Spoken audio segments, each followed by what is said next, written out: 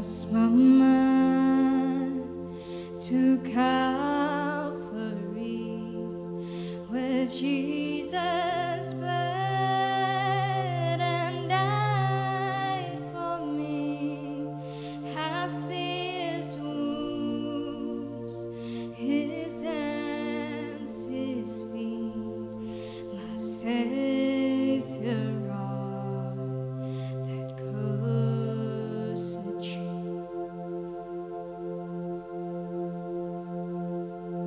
His body bowed and drenched in tears, they laid him down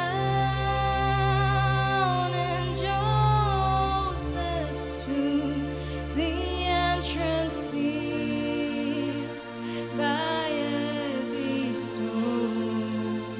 Messiah still and all alone. Oh, praise the name of the Lord our God. Oh, praise his name forevermore. For endless days we will sing your praise, oh Lord our God.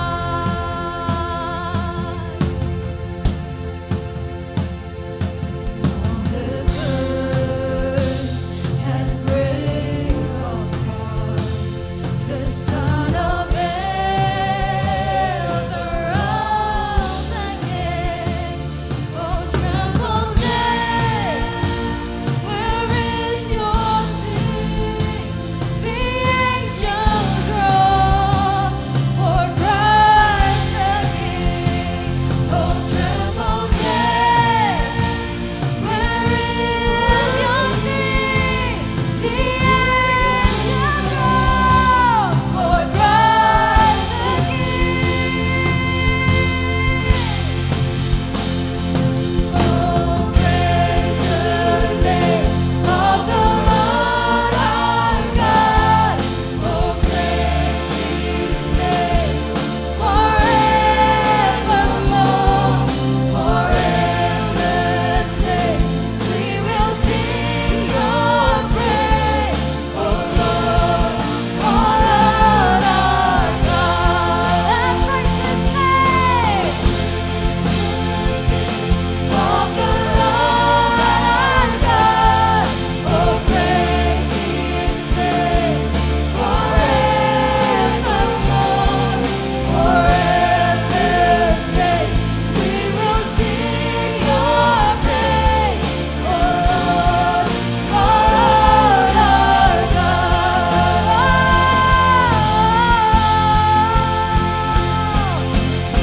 Praise the name of the Lord our God.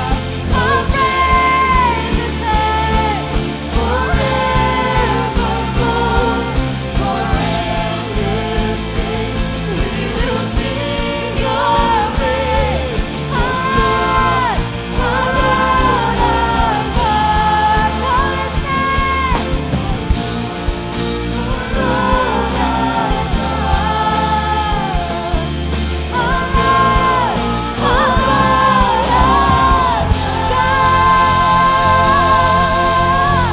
Haleluya. Mari berikan sorak-sorai buat Tuhan kita. Yes. Firman Tuhan di dalam Yohanes 3:16 berkata, karena begitu besar kasih Allah akan dunia ini, sehingga ia mengaruniakan putranya atau anaknya yang tunggal, supaya setiap kita orang yang percaya kepadanya tidak binasa, melainkan beroleh hidup yang kekal. Bukankah 2000 tahun lebih yang lalu dia telah menyatakan kasihnya dengan berkorban di atas kayu salib. Dan saya percaya pengorbanannya untuk setiap kita adalah pengorbanan yang terbaik. Bolehkah hari ini saya dan kami semua mengajak kalian untuk datang ke hadiratnya. Kita bawa sembah terbaik kita untuk membalas kebaikan Tuhan bagi kita. Ini kami Tuhan, ini hati kami. Biarlah hari ini kami datang lebih sungguh lagi di hadapan-Mu, membawa setiap penyembahan kami. So here I bow to lift you high, Jesus, be glorified in all things. For all my life I am yours, forever yours. So here I bow to lift you high, Jesus, be glorified in all things. For all my life I am yours, forever yours. Mari katakan dengan sepenuh hatimu, ini kami Tuhan. Where would I run to the throne of mercy? Where would I kneel at His cross of grace?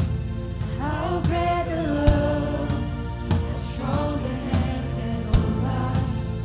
Beautiful, so beautiful.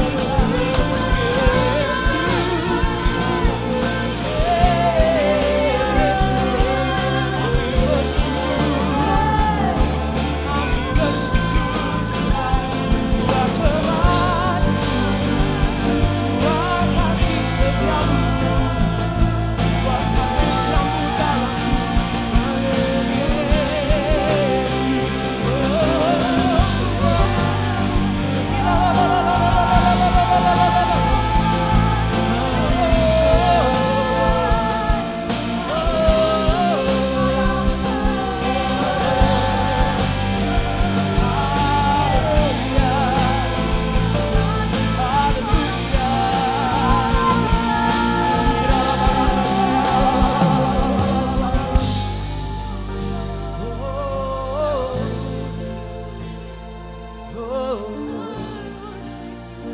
Shikira barata kaya la la la la la la la. Oh, Shikira barata kaya la la la la la la la. Shikira barata kaya la la la la la la la la la la la la la la la. Shikira barata kaya la la la la la. Shikira barata la la la la la. Oh, Jesus, we thank you, Lord. We thank you, Lord. Terima kasih Tuhan untuk pengorbanan-Mu, untuk kebaikan-Mu Tuhan dalam hidupku, dalam hidupku. Yesus, kami bersyukur, kami bersyukur sebab Engkau baik bagi setiap kami. Yesus, ku bersyukur. Haleluya. Shikira baraka kaya la la la la la la la la la la la la la. Yara la la la la mashikina na na na na na na na na.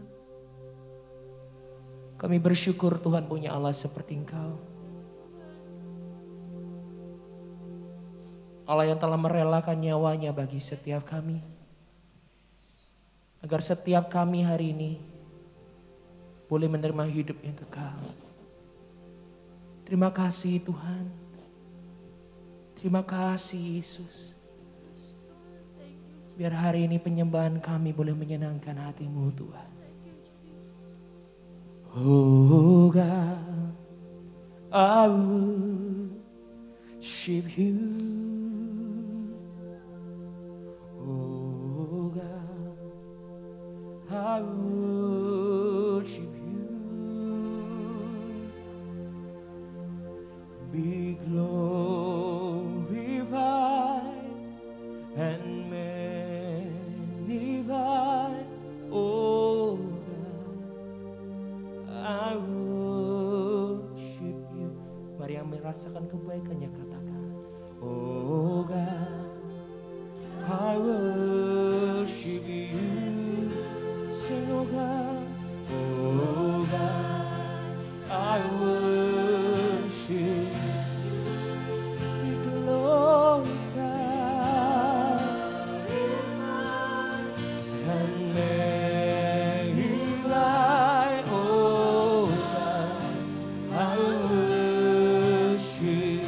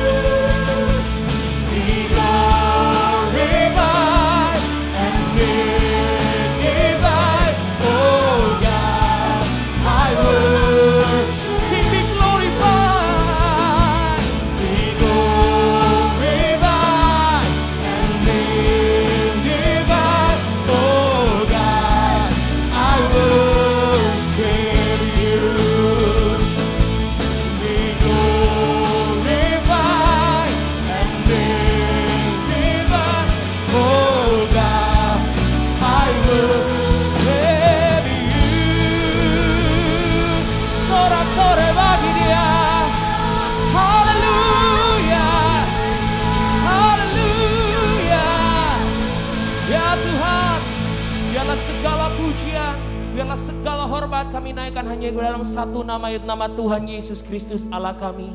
Saat ini Tuhan, kami bersyukur Tuhan boleh diberikan kesempatan untuk kami boleh memuji, menyembah Engkau. Bahkan sesaat lagi kami akan sambut firman-Mu yang kudus. Mari hari ini Tuhan persiapkan hati kami, persiapkan hidup kami, untuk kami boleh menerima firman yang baru, firman yang segar yang dari Tuhan. Dan biarlah hidup kami boleh diubahkan melalui firman-Mu ini. Kami sambut firman-Mu hari ini Tuhan. Dan inilah kami Tuhan. Di dalam nama Yesus yang siap mendengarkan firman Tuhan. Mari bersama dengan saya katakan. Amin.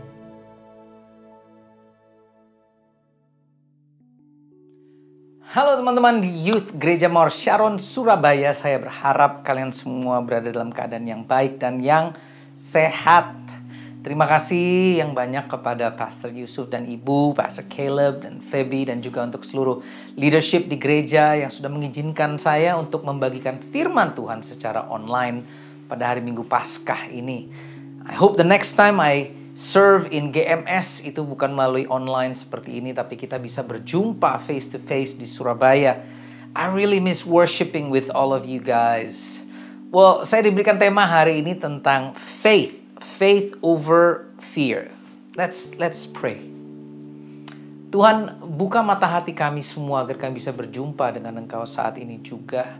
Dimanapun kami berada, bantu setiap teman-teman untuk menyadari bahwa Engkau ada bersama dengan kami dan senantiasa mengasihi kami. Terutama pada saat kami tidak sadar dan lupa bahwa Engkau sedang bekerja dalam hidup kami semua. Meskipun kami belum melihat maupun merasakannya. Semuanya yang percaya katakan amin. Well, I'm gonna start dengan mengatakan bahwa hidup sebagai orang yang beriman itu tidak mudah. Saya tahu persis dari perjalanan hidup saya bersama dengan Tuhan selama puluhan tahun ini bahwa untuk menjadi orang yang memiliki iman kepada Tuhan dalam segala musim kehidupan itu sebuah tantangan, teman-teman. I know that faith is not a feeling or faith is not an emotion. It's easy to have faith kalau keadaan kita lagi di puncak gunung, namun sangat sulit saat kita sedang berjalan di dalam lembah yang gelap. So faith is a choice dan sebuah komitmen to trust God, untuk percaya kepada Tuhan sepenuhnya meskipun jalanan di depan kita terlihat tidak jelas. Satu hal yang pasti dan yang sangat jelas adalah kasih Tuhan kepada kita. Bahwa tidak ada satupun yang dapat memisahkan kita dari kasih Tuhan. Itu adalah pegangan kita yang pasti. Ada satu kutipan yang saya temukan. I just want to let you guys hear it and see it. Keindahan Injil adalah ini, bahwa kita adalah orang-orang yang lebih berdosa dan bernoda dari yang berani kita akui. Namun pada saat yang bersamaan kita adalah orang-orang yang lebih dicintai dan diterima di dalam Kristus Yesus daripada yang kita berani harapkan. Dan ini adalah kepastian dan keyakinan. It's our faith yang harus kita tanamkan setiap hari dalam kehidupan kita sebagai orang percaya. Bahwa kita, saudara-saudara dan saya, teman-teman, adalah orang-orang yang berdosa yang menerima anugerah keselamatan melalui anaknya Yesus Kristus. Anak Tuhan yang namanya Yesus yang mati di kayu salib dan bangkit kembali supaya kita dapat memiliki hubungan bersama dengannya, baik di bumi maupun di surga. Itulah iman kita. Hari Minggu ini, hari Minggu Paskah ini, kita merayakan kebangkitan Kristus Yesus.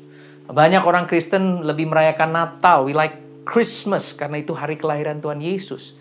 Namun saya percaya bahwa hari Paskah ini adalah hari raya umat Kristen yang seharusnya kita rayakan dan renungkan lebih lagi daripada Natal. Kenapa?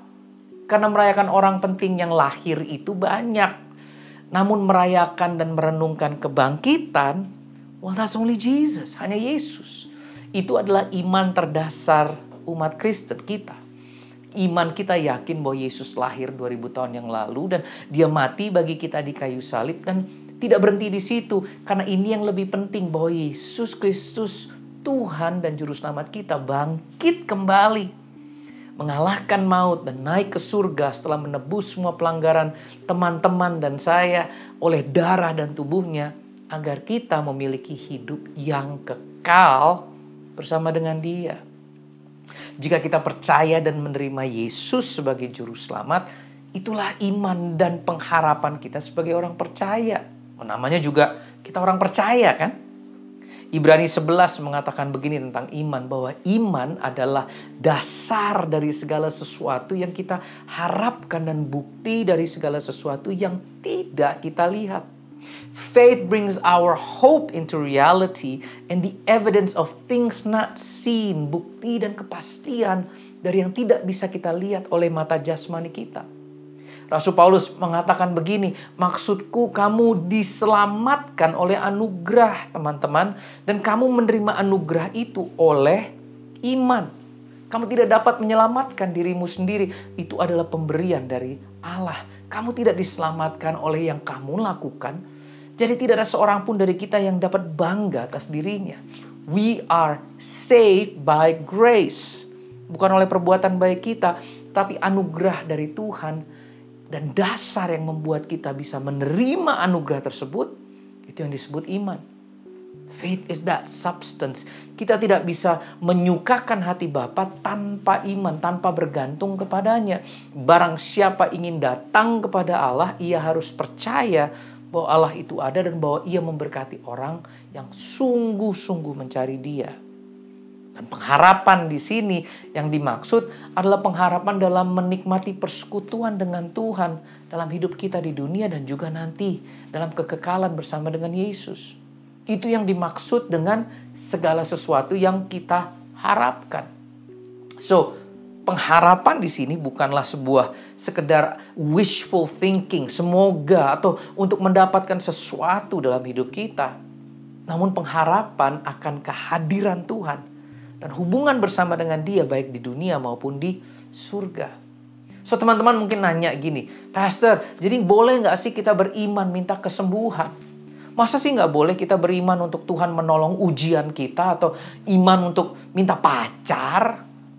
Ya boleh, of course. Seperti Ibrani 11 tadi katakan, Tuhan sangat mau memberkati orang-orang yang sungguh-sungguh mencari Dia. Namun pertanyaan yang penting adalah ini, jika teman-teman tidak mendapatkan apa yang kalian minta, apakah reaksimu? Think about this. Karena jawabanmu akan menunjukkan apakah imanmu bertumpu pada pribadinya Tuhan Yesus atau kepada apa yang Tuhan bisa berikan atau lakukan untuk kamu. Respons kita saat doa kita belum dijawab atau saat Tuhan mungkin memberikan jawaban yang lain dari yang kita minta akan menunjukkan apakah kita sekedar mencari tangannya Tuhan atau benar-benar mencari wajahnya. Zaman ini banyak anak muda berpikir bahwa kita hanya butuh iman sekedar untuk mendapatkan apa yang kita mau, yang kita minta, yang kita doakan kepada Tuhan. And I think this is why dalam musim dan keadaan dunia yang sedang dalam ketidakpastian ini, banyak orang-orang yang sedang bergumul dalam iman mereka. Karena the main reason many people are struggling with their faith is because of their disappointment, kekecewaan.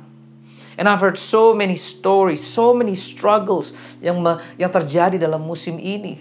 Banyak penderitaan yang terjadi dari teman-teman yang kehilangan, yang dari kekecewaan mereka menjadi keraguan. Karena apa yang mereka harapkan tidak terjadi seperti yang mereka bayangkan atau mereka minta. Dan mereka bertanya, mengapa Tuhan izinkan ini terjadi? Mengapa Tuhan tidak menyembuhkan papa saya atau oma saya? Dan mengapa Tuhan tidak menolong?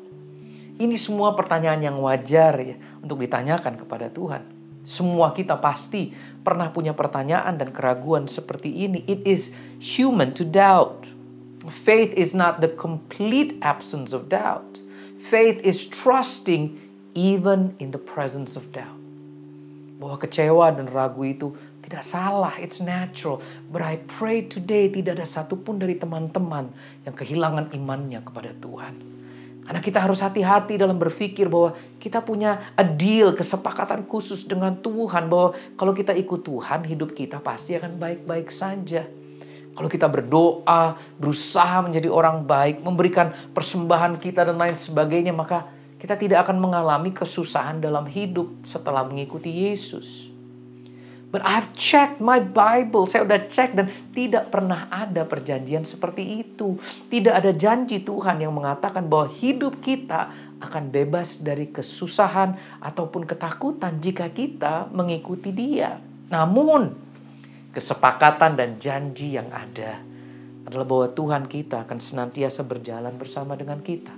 Kemanapun kita pergi, bahkan Dia turut menanggung penderitaan teman-teman dalam kesesakan.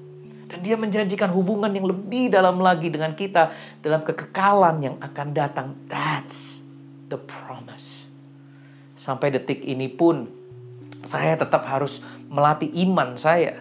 Saat telinga kiri dan syaraf otak kiri saya terus memburuk tahun demi tahun dan tidak ada tanda-tanda kesembuhan, my faith still stands. Saya tetap fokus pandangan saya kepada Tuhan, kepada kekekalan, bukan sekedar in the present time or in my flesh. Because I trust that there is more to our story. Lebih dari sekedar apa yang terjadi di dunia dan yang ada dalam daging saya ini. You see, dengan iman saya yakin bahwa Tuhan sanggup menolong. Tuhan sanggup menyembuhkan saya. Of course He is able. He is God. Tetapi iman kita nggak boleh berhenti sampai di situ. Saya harus yakin dengan apa yang tidak kelihatan. Bahwa apapun yang terjadi, meskipun kesembuhan belum datang, Dia tetaplah Tuhan yang baik dan yang berkuasa. Dan Dia tetap memegang kendali. Bahwa Dia sanggup menolong dalam kesusahan teman-teman di rumah. Namun meskipun belum, tatapan kita harus selalu menuju kepada Yesus, Raja dan pahlawan iman yang terutama bagi kita. Dan yang sudah menyelesaikan pertandingan yang diberikan kepadanya dengan sempurna. Karena the focus of our faith, friends, should always be the person of Christ Jesus. In the relationship dan pengenalan akan pribadinya dan bukan kepada imbalannya. 2 Korintus 4 mengatakan, sebab itu kami tidak tawar hati, tetapi meskipun manusia lahiriah kami semakin merosot, namun manusia batiniah, manusia roh kami dibaharui dari sehari ke sehari. Sebab penderitaan ringan yang sekarang ini mengerjakan bagi kami kemuliaan kekal yang melebihi segala-galanya, jauh lebih besar daripada penderitaan kami. Sebab kami tidak memperhatikan, perhatikan, yang kelihatan, melainkan yang tidak kelihatan. Karena yang kelihatan adalah sementara, sedangkan yang tidak kelihatan adalah kekal. Yang kelihatan itu sementara, daging ini sementara, kesulitan, rasa takut kita, itu semua sementara, tapi yang tidak kelihatan itu kekal. So if you're struggling today, kalau teman-teman merasa terhimpit oleh keadaan dalam hidup, dan juga kalian hampir kehilangan imanmu, hari ini saya ada untuk mengingatkan kalian semua akan satu keyakinan kepastian yang tidak tergoyahkan. Bahwa Bapamu di surga sangat amat mengasihimu, dan Dia tidak tertidur, dan Dia tidak melupakanmu. Saya berdoa hari ini Roh Kudus menunjukkan kepada teman-teman hari ini akan kebenaran ini.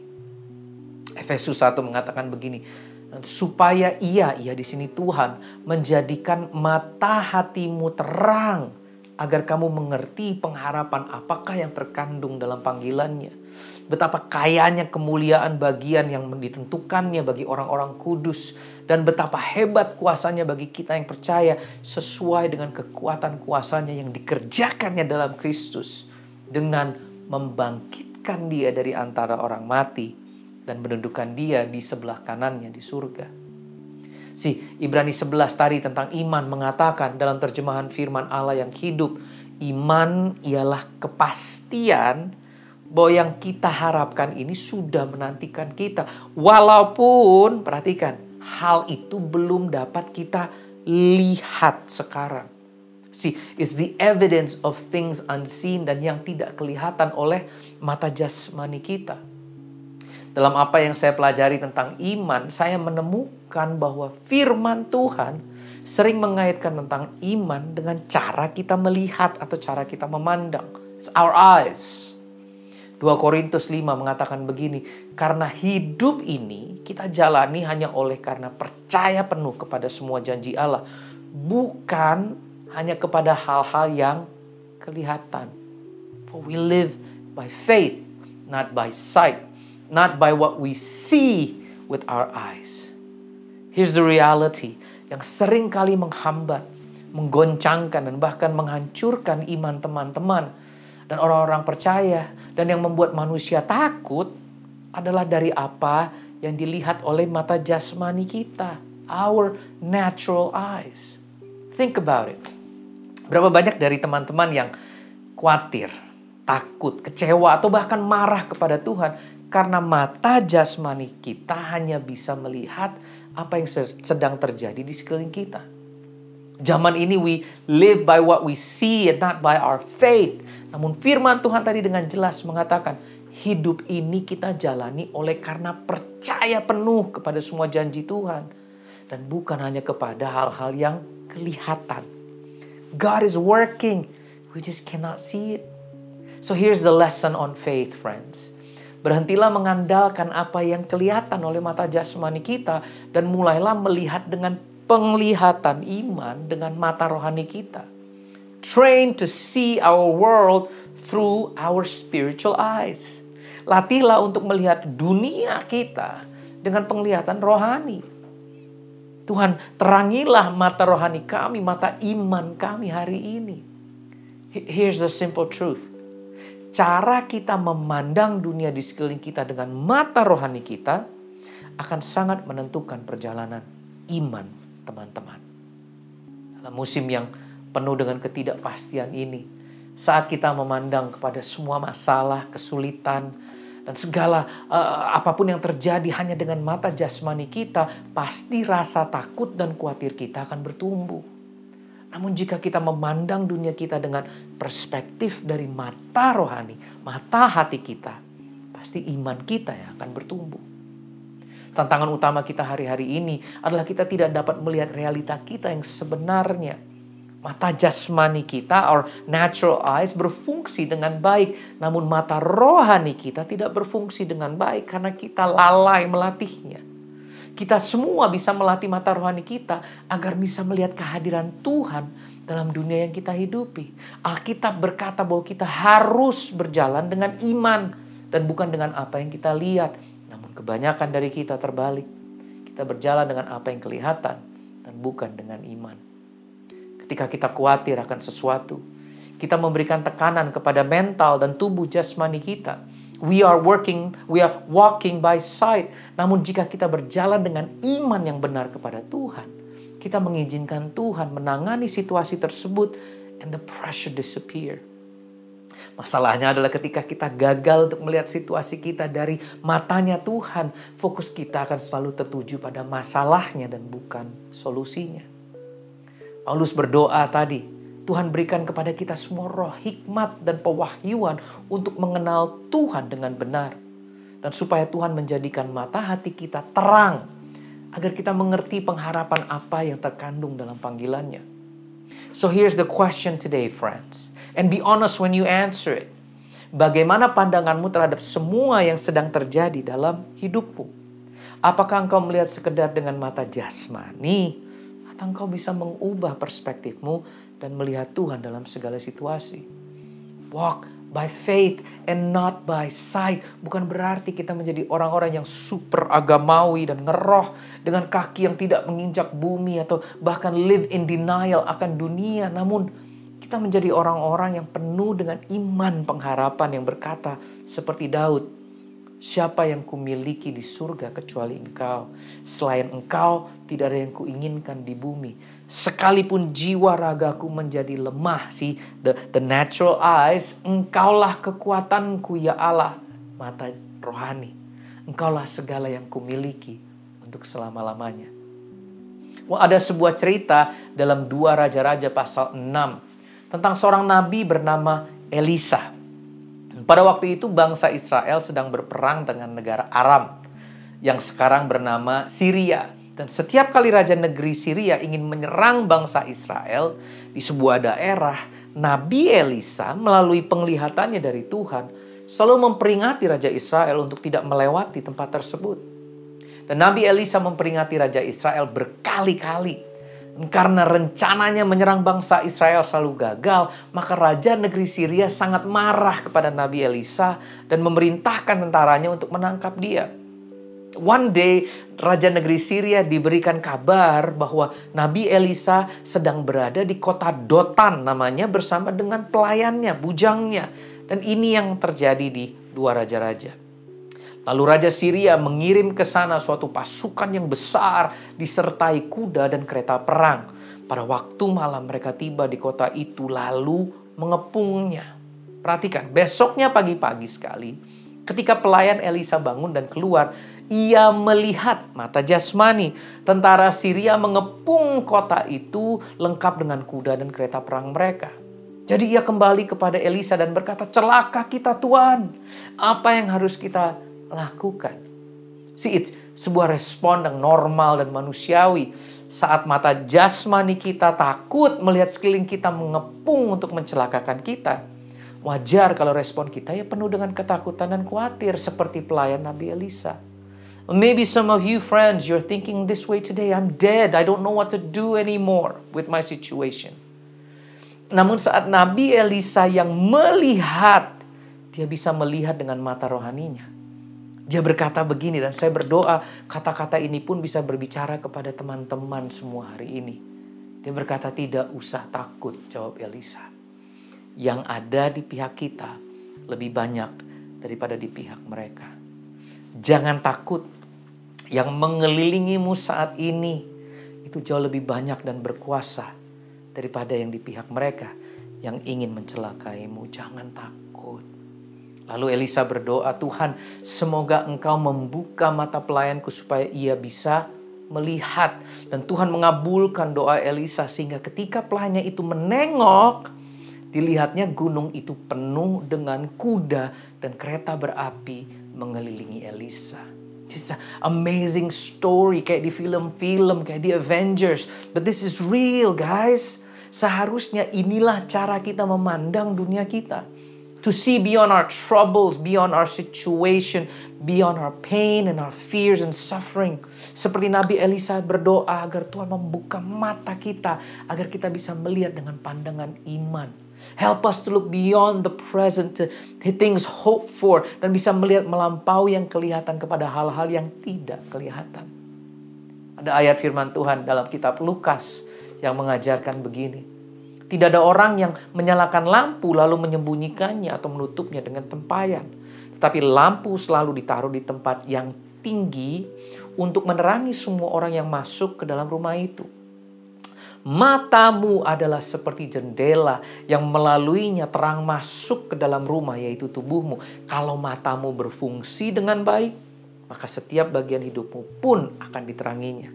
Tapi kalau matamu rusak, maka setiap bagian dalam hidupmu tidak akan diteranginya dan akan menjadi sangat gelap. Oleh karena itu waspadalah, jangan sampai terang yang ada dalam dirimu menjadi gelap. Jadi kalau mata hatimu tidak buta, mata hati, seluruh hidupmu pun akan menjadi sangat terang dan tidak ada lagi kegelapan. Berarti hidupmu terang seperti cahaya lampu yang sangat terang. Jika mata rohani kita, teman-teman, the eyes of our heart itu sehat, maka seluruh tubuh kita terang dan tidak ada kegelapan. Memiliki mata rohani yang baik adalah dengan selalu mengizinkan terang masuk. Dan salah satu cara untuk mendiagnosa apakah kita melihat dengan mata rohani atau dengan mata jasmani dalam hidup kita adalah dengan bertanya ini kepada diri sendiri. Perhatikan, apakah cara saya memandang segala sesuatu membawa terang masuk ke dalam hidup saya atau membawa kegelapan? Memandang di sini bukan sekedar melihat seperti mata kita melihat, namun memandang juga adalah cara berpikir kita, imajinasi kita, cara kita melihat ke masa lalu kita, perspektif kita, memandang masalah yang menghimpit kita dan lain sebagainya. Apakah kita sadar bahwa dimanapun kita berada dan dalam kondisi kehidupan apapun, Tuhan tetap bersama dengan kita dan tidak pernah meninggalkan kita? Apakah mata rohani kita dapat melihat meskipun situasi di sekeliling kita tidak baik dan belum baik, namun kita yakin bahwa Tuhan tetap baik dan tetap memegang kendali? Tidak usah takut, kata Elisa, yang ada di pihak kita lebih banyak daripada di pihak mereka. Can you see it, friends? Pakailah mata rohanimu hari ini. Pakailah mata imanmu hari ini. Fill your life with His presence and with the godly content of your life. Karena untuk bisa memilih dengan baik dalam hidup kita, kita pun harus tahu apa yang bisa dan harus kita pilih. Isilah hidup kita dengan hadirat Tuhan dan hal-hal yang ilahi. Saat teman-teman sedang penuh dengan kekhawatiran dan bergumul dalam iman, penuhi hidupmu dengan godly content. Karena pada waktu badan kita lagi sakit, kita mengisi tubuh kita dengan vitamin dan suplemen dan makanan yang bergizi, right? Mengapa kita tidak melakukan hal yang sama jika rohani kita sedang tidak sehat? If we want to see the way God wants us to see, then we better find the map to right thinking in the Word of God. Karena iman timbul dari pendengaran dan pendengaran akan firman Tuhan. Fill your life with worship. Persepsi kita berubah ketika kita memandang Yesus dalam pengagungan dan penyembahan. Hari ini kita merayakan kebangkitan Tuhan kita, Yesus Kristus. Dan kebangkitannya adalah bukti bahwa hidup yang jasmani ini, yang kelihatan ini hanya sementara. There is more to our story. Dan semua ketidakpastian kita, semua kesulitan kita, semua kegagalan dan penderitaan teman-teman saat ini tidak dapat dibandingkan dengan kemuliaan yang akan dinyatakan kepada kita melalui Yesus. Jangan takut. See with the eyes of faith. Mari kita berdoa, teman-teman. Bapa, kami mengucapkan syukur buat firman-Mu yang hidup bagi kami. Berdoa untuk setiap teman-teman youth GMS Surabaya, Tuhan Gereja Mawar Sharon. Agar setiap teman-temanku yang masih dalam usianya muda ini yakin dan percaya, mempunyai keyakinan teguh bahwa Engkau Tuhan tidak pernah berhenti mengasihi kami dan tidak pernah melepaskan kami atau meninggalkan kami walau sedetik pun. Bahwa dalam apapun yang kami hadapi, meskipun kami khawatir, Tuhan, buka mata rohani kami, mata hati kami agar kami bisa melihat bahwa yang ada di pihak kami jauh lebih besar dan lebih banyak daripada mereka yang ada di pihak musuh. Untuk itu hari ini Tuhan, I pray that we have faith over fear. Terima kasih buat teman-temanku yang ada di youth Gereja Mawar Sharon Surabaya, Tuhan. Lindungi mereka.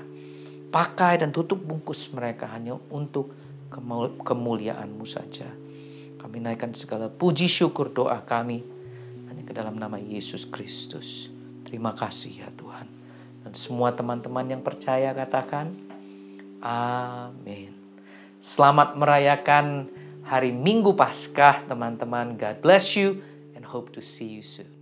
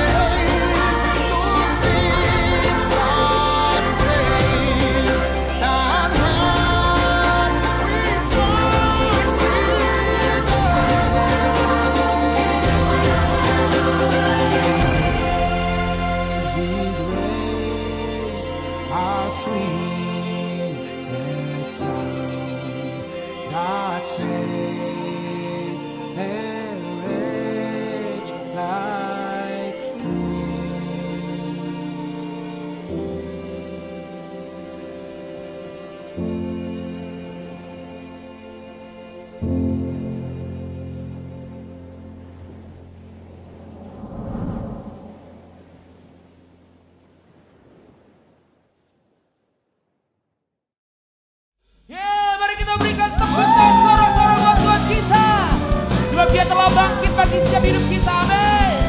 Woo.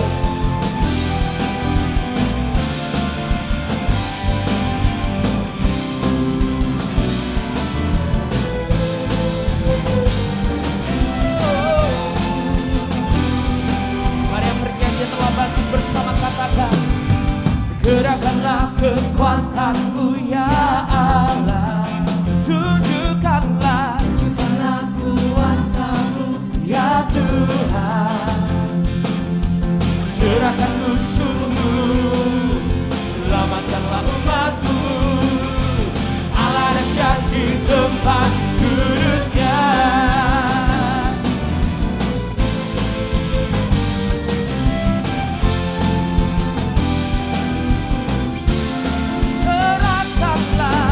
Gerakkanlah kekuatanmu ya Allah, tunjukkanlah kuasamu ya Tuhan, serahkan musuhmu, selamatkanlah umatmu, Allah dahsyat. Mari yang sukacita, katakan Allah bangkit, Allah bangkit, bersoraklah. Hey, Allah bangkit, bernyanyilah, musuh dikalahkan, umatnya dibebaskan, Allah dahsyat di tempat kudusnya.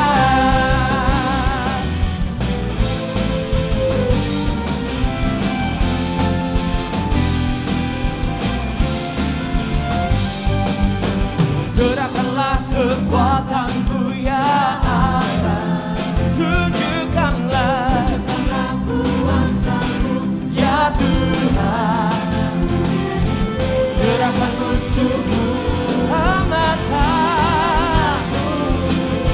Allah dahsyat di tempat kudusnya. Allah bangkit, mari bersama-sama kita bersorak. Hey, Allah bangkit, bernyanyilah, musuh dikalahkan, umatnya dibebaskan, Allah dahsyat di tempat. Mari jemaat Tuhan katakan, Allah bangkit, bersoraklah. Hey, Allah bangkit, bernyanyilah, musuh dikalahkan, umatnya Allah dahsyat. Siap lebih lagi, amin. 1, 2, 1, 2. Allah bangkit, bersoraklah, Allah bangkit, bernyanyilah, musuh dikalahkan, umatnya dibebaskan, Allah dahsyat di tempat kudusnya, Allah dahsyat di tempat kudusnya, oh Allah dahsyat di tempat kudusnya. Haleluya. Berikan kami yang luar biasa bagi Tuhan. Thank you ya Tuhan, kami mengucap syukur buat kasih karunia-Mu hari ini. Kami tahu ya Bapa, Engkau Allah yang mengasihi kami, Engkau Allah yang mencintai kami ya Tuhan. Biar angkat kedua tangan kalian teman-teman, dimanapun Anda berada, terimalah berkat dari Bapa, karakter Kristus yang penuh atas hidup kalian, terimalah berkat dari Roh Kudus yang akan menghibur, menolong, mengisapkan kita semuanya, sehingga kita menjadi umat yang lebih dari pemenang. Hanya di dalam nama Tuhan Yesus yang menerima berkat, mari kita semua katakan Amin. God bless you. Siap bersuka cita lebih lagi untuk Tuhan